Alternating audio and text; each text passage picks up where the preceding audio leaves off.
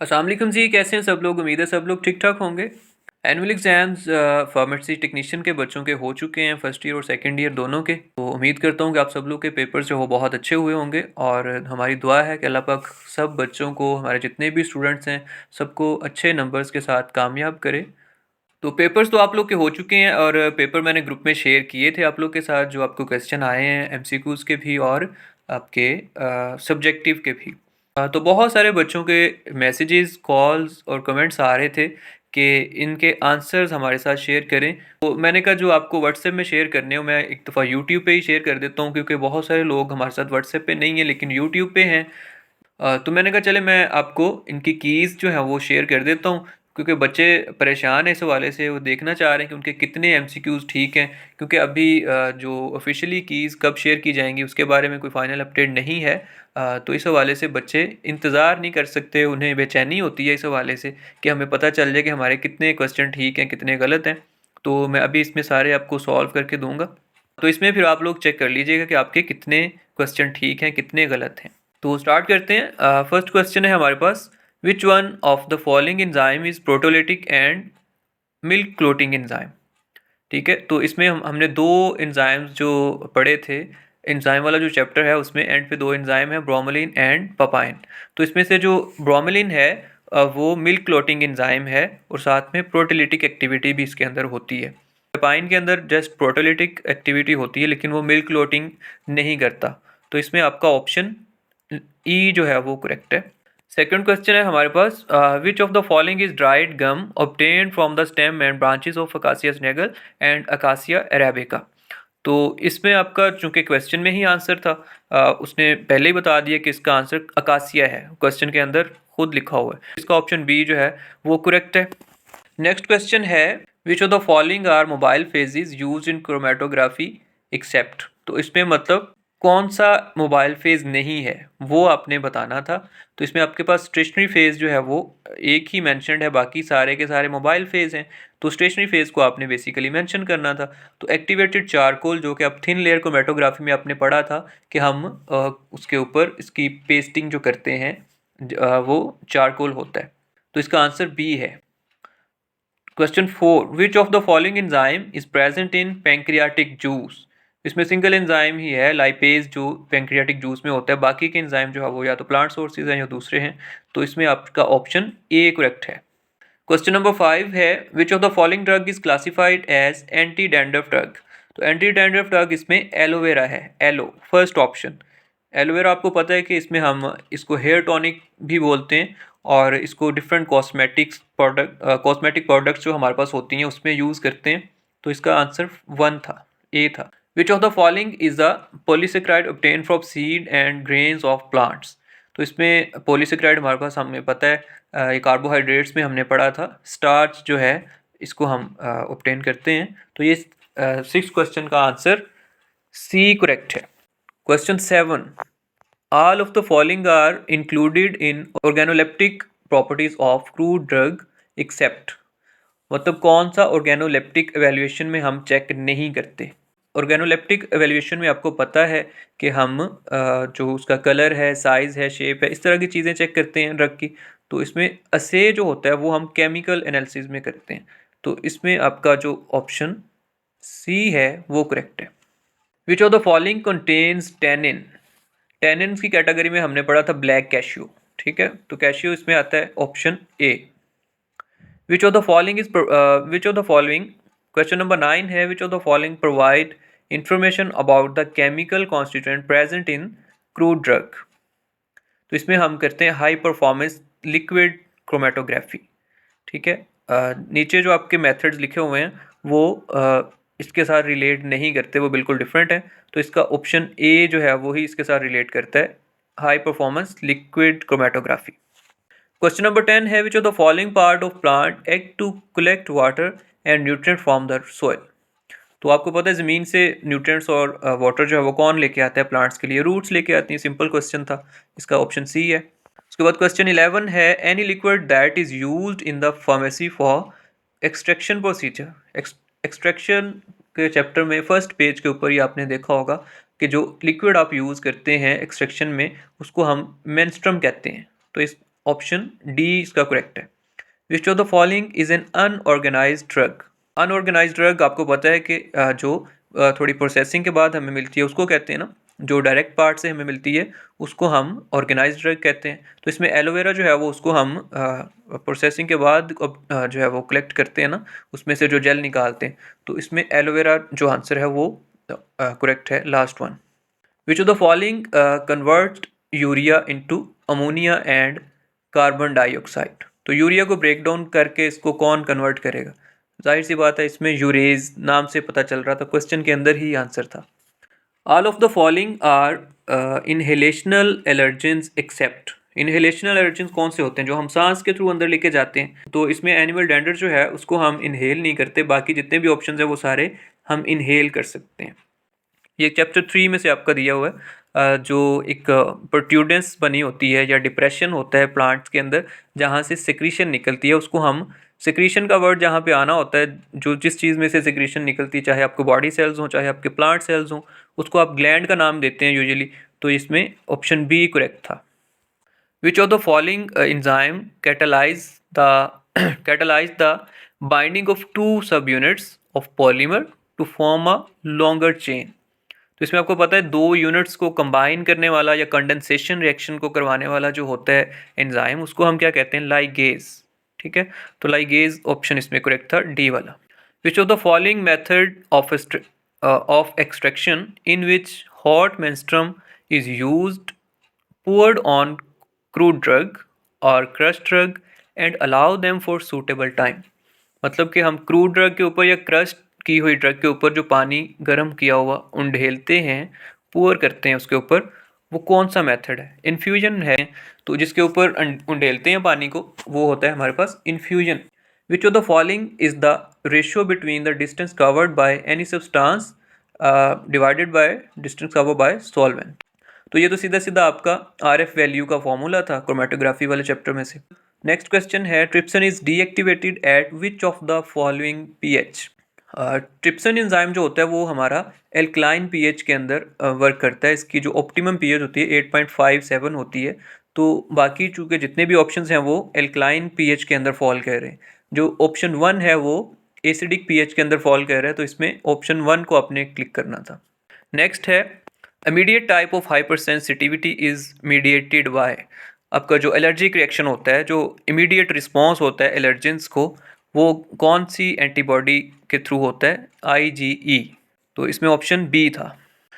Next question है हमारे पास, which of the following belongs to class of allergens from non food sources. मतलब इसमें से कौन सा नॉन फूड है? मतलब जो फूड एलर्जेंस हमने पढ़े थे ना उनके अलावा कौन सा है? तो फिश भी चूँकि फूड में आ जाते हैं, बाकी सारे ऑप्शन फूड में आते हैं, जस्ट डस्ट माइट्स जो हैं वो हमारे फूड में नहीं आते। तो इसमें से ऑप्शन बी करेक्ट है। In which one of the following the mobile phase tends to move in circular pattern. तो क्रोमेटोग्राफी के जो स्टाइल्स थे उसमें हमारे पास सर्कुलर, असेंडिंग, डिसेंडिंग। तो सर्कुलर जो क्रोमेटोग्राफी होती है उसमें हमारे पास मोबाइल फेज सर्कल में जो है वो मूव करता है। तो ये हमारे पास ऑप्शन डी करेक्ट है। Which one of the following test belong to chemical test.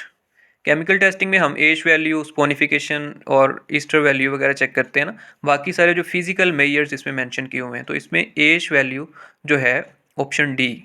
Which of the following term is used for circular ring pattern in stem of the plant. तो स्टेम के अंदर ये हमने पढ़ा था, जो नोड्यूल्स, एनुलेशंस और इस तरह के जो मार्किंग्स होती हैं प्लांट्स के ऊपर, उसमें जो रिंग पैटर्न होता है वो एनुलेशंस का होता है। नेक्स्ट क्वेश्चन है, which of the following is an enzyme that secreted by stomach and essential for proper digestion of food. तो इसमें स्टमक का जो एंजाइम हमने पढ़ा था वो पेप्सिन था। ट्रिप्सिन और पेप्सिन दोनों का इकट्ठा ही लिखा हुआ था, एक उसमें से भी क्वेश्चन आया, अभी पीछे ही हमने डिस्कस किया है। तो पेप्सिन जो है वो गैस्ट्रिक एंजाइम है। नेक्स्ट है, which of the following drug has pungent taste. तो इसमें जो पंगेंट टेस्ट है वो हमारे पास कैप्सिकम का होता है। इसमें ऑप्शन ई करेक्ट है। All of the following are allergy mediator except. तो इसमें all of the following are allergy mediators, मतलब जो एलर्जी को प्रमोट करते हैं, जैसे हमारे पास ब्रेडिकाइनिन है, हिस्टामिन है और इसी तरह प्रोस्टाग्लैंडिन्स हैं। ये सारे एनर्जी को प्रमोट करते हैं ना, एलर्जिक सिम्टम्स कोज करते हैं। तो जो ग्लूटामिन है ये इसमें एक अलग चीज़ है, वो आपने करेक्ट आंसर इसका टिक करना था। Which of the following is a proteolytic enzyme of plant source. तो ये अभी ब्रोमोलिन जब मैंने आपको बताया है तभी मैंने डिस्कस किया था कि जस्ट प्रोटेलिटिक अगर पूछते तो आपका पेपाइन आना था, तो इसका ऑप्शन जो है वो आपके पास पेपाइन है। नेक्स्ट क्वेश्चन है which of the following is known as stomatal number. जो इसमें हमने पढ़ा था मॉर्फोलॉजिकल इवेल्युएशन, उसमें जो माइक्रोस्कोपिक एग्जामिनेशन था उसमें स्टोमेटल नंबर की डेफिनेशन थी the average number of stomata per square millimetre of the epidermis. Option A इसमें करेक्ट है। नेक्स्ट है in which method drugs are classified according to their roots barks or seeds.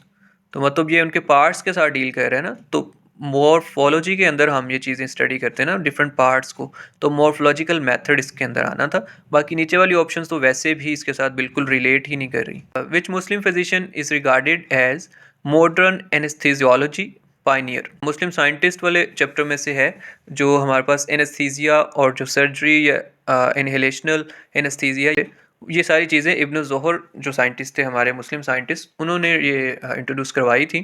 तो ये option A correct है।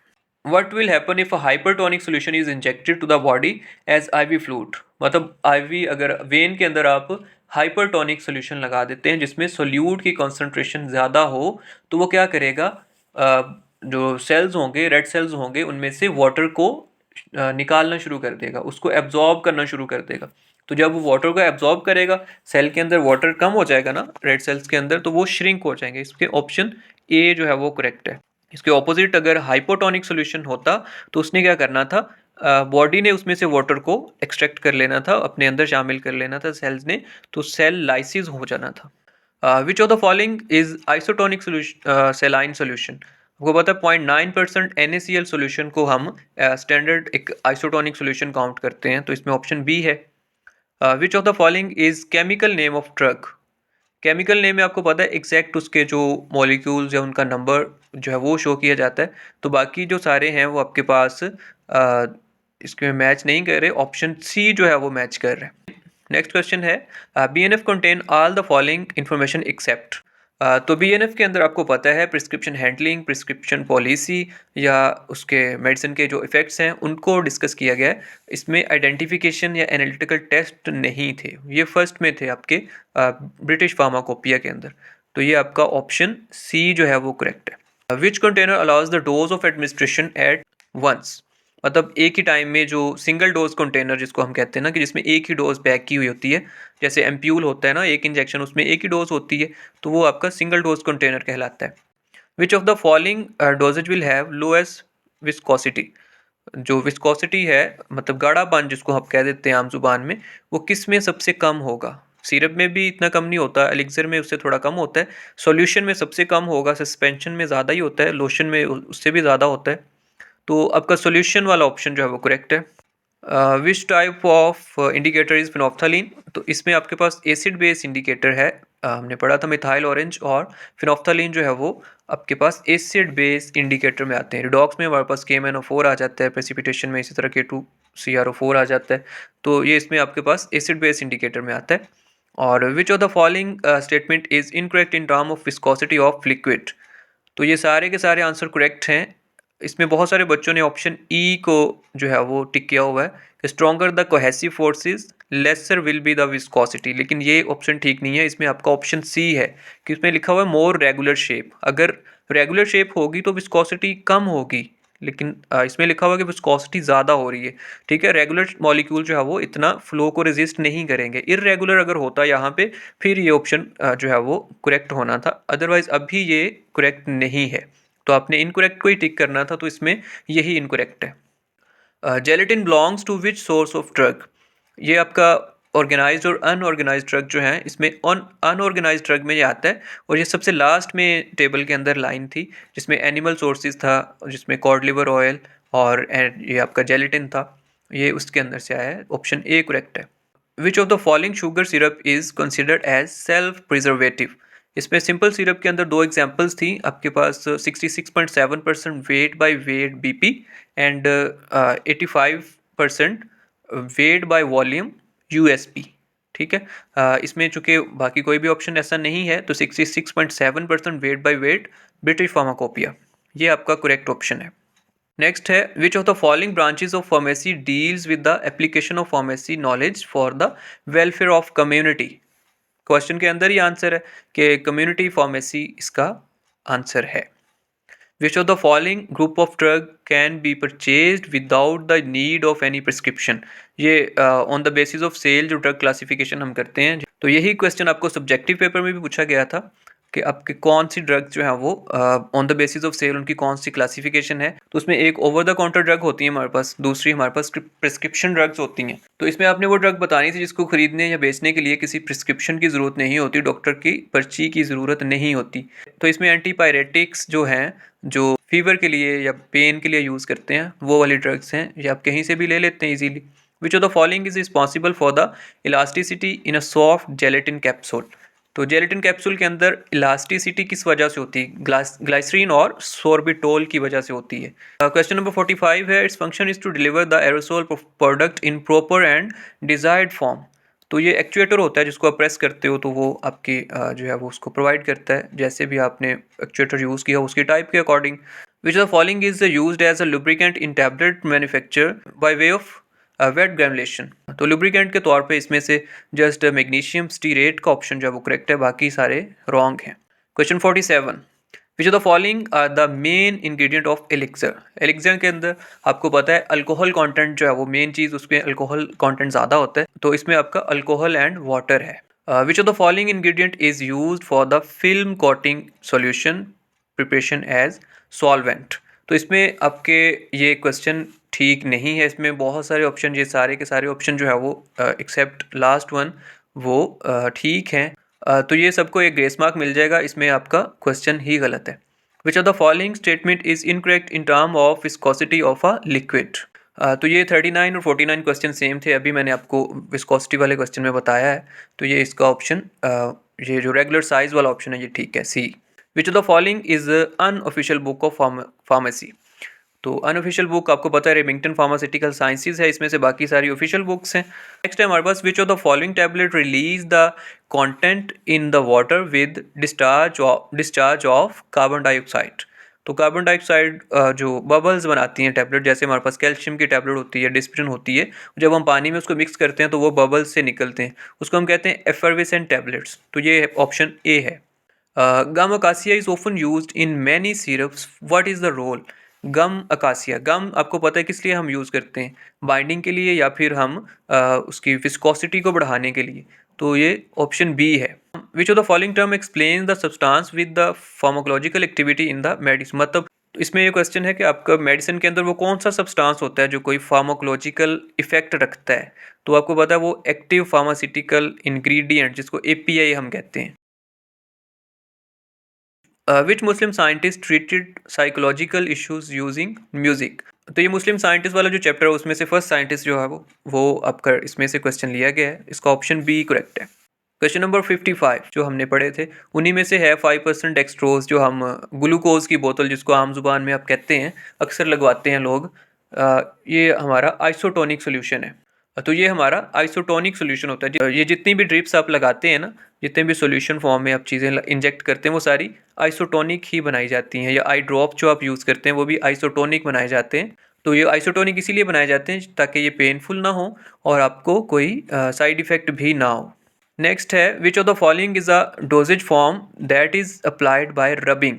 तो rubbing के साथ आपको पता है जो हमारे सेमी सॉलिड डोजेज फॉर्म वाला जो सेक्शन था उसमें हमने पढ़े थे पेस्ट, जेल और क्रीम्स, तो उसमें से जो रबिंग के थ्रू हम अप्लाई करते थे वो आपने बताना था, तो ऑप्शन ए इसमें करेक्ट है। Which of the following is the dosage form use to deliver medication directly into the blood? तो ब्लड के अंदर हम कौन सी चीज़ डायरेक्टली शामिल करते हैं? इंजेक्शन ही लगाते हैं ना वेन के अंदर, तो इंजेक्शन वाला ऑप्शन ई करेक्ट था। विच one of the following is responsible for surface tension? Surface tension जो है वो आपको पता है मॉलिक्यूल्स के बीच में जो हाइड्रोजन बॉन्डिंग होती है उसकी वजह से होती है, तो इसका ऑप्शन ए है। Which of the following term is presentation of any medication in suitable form for the administration to the patient? मतलब मेडिकेशन की वो फॉर्म जो पेशेंट जो है वो यूज़ कर सकता है डायरेक्टली, मतलब पेशेंट के यूज़ करने के काबिल है, उसको प्रिपेयर किया जा चुका है, तो उसको हम कहते हैं dosage form. Which of the following is used as bulking agent in tablet formulation. Tablet formation के अंदर हम उसका बल्क जो बढ़ाने के लिए कौन सा एजेंट यूज़ करते हैं? लैक्टोज यूज़ करते हैं। तो ये आपका पेपर 2 जो है वो कंप्लीट मैंने आपको सॉल्व कर दिया है। तो आप लोग अपने आंसर इसमें से टैली कर लें कि आपके कितने क्वेश्चन जो है वो ठीक हैं, कितने गलत हैं। तो पेपर 1 जो है उसके भी काफ़ी सारे बच्चों के मैसेजेस आए थे, लेकिन पेपर 2 की बच्चों को ज़्यादा टेंशन थी क्योंकि इसको ज़रा थोड़ा मुश्किल कंसिडर किया जाता है स्टूडेंट्स की तरफ से। तो ये मैंने पहले सॉल्व कर दिया है। कल इंशाल्लाह मैं दूसरा पेपर भी आपके साथ शेयर करूँगा। तो इसमें से आप लोग अपने आंसर जो है वो चेक कर लें और बाकी बच्चों के साथ भी वीडियो को शेयर करें ताकि वो भी अपना पेपर जो है वो चेक करें, ताकि उनको भी पता चल जाए कि उनके कितने नंबर जो है वो इसमें से आए हैं और सब्जेक्टिव में भी उनको अंदाज़ा होगा कि उनके कितने क्वेश्चन ठीक हैं। तो आप लोग को अपने रिज़ल्ट का जो है वो किसी हद तक अंदाज़ा हो जाएगा। तो ये आप लोग अपना पेपर जो है वो उसको लाजमी चेकआउट करें। तो अभी तक के लिए यही था। मज़ीद अपडेट्स के लिए और इन्फॉर्मेटिव वीडियोस के लिए आप चैनल को लाजमी सब्सक्राइब कर लें और दूसरों के साथ भी शेयर करें ताकि बाकियों का भी फ़ायदा हो सके। ओके जी, फ़ी अमान अल्लाह।